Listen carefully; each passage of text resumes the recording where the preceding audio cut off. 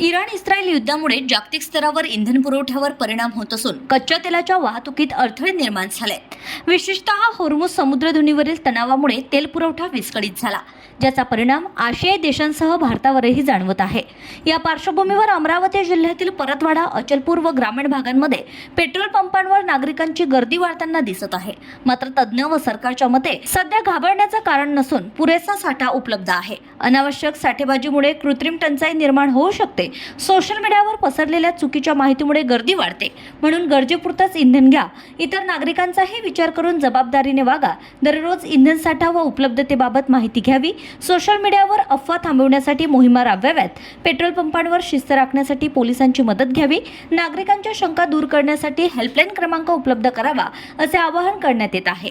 केंद्र व राज्य सरकारने परिस्थितीवर लक्ष ठेवलं असून इंधन पुरवठा सुरळीत ठेवण्यासाठी उपाययोजना सुरू आहेत. नागरिकांनी अफवांवर विश्वास न ठेवता शांतता व संयम राखावा, असे आवाहन प्रशासनाच्या वतीने करण्यात आलंय. विजय काकडे, RCN न्यूज, परतवाडा.